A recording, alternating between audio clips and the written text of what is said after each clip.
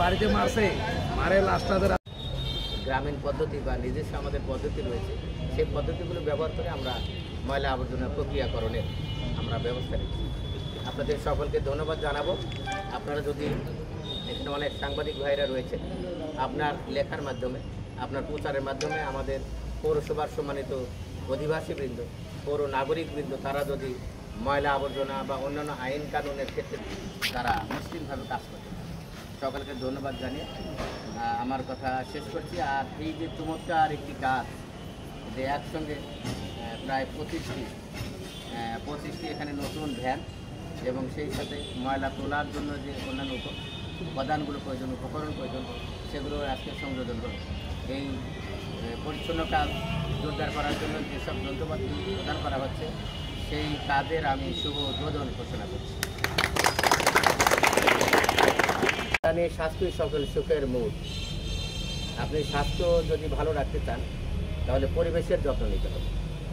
পরিবেশের যত্ন নিতে হলে পরিবেশের যে বিভিন্ন ময়লা আবর্জনা, বিভিন্ন পচা উপকরণ রয়েছে, উপাদানগুলো রয়েছে, সেগুলো সঠিকভাবে প্রক্রিয়াকরণ করা, এগুলো নির্ধারিত জায়গায় রাখা। আমার বিশ্বাস আজকে যে কাজের সূচনা হলো, এর মাধ্যমে পৌরসভার পরিষ্কার পরিচ্ছন্নতার কাজে গতি আসবে।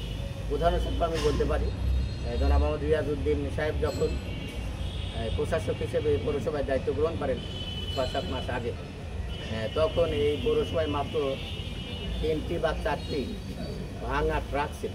এইসব ট্রাকে যন্ত্রপাতি ছিল না, চাকা ছিল না।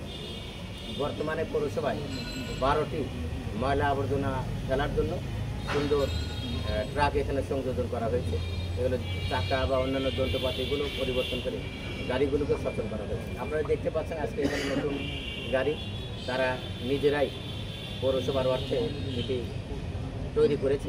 আমার বিশ্বাস এগুলো সঠিকভাবে ব্যবহার করতে পারলে এই আপনার প্রিয় এই পৌরসভার পরিষ্কার পরিচ্ছন্নতার পরিবেশ বা ওভারঅল পরিবেশ ইনশাল্লাহ উন্নতি হবে আমার বিশ্বাস।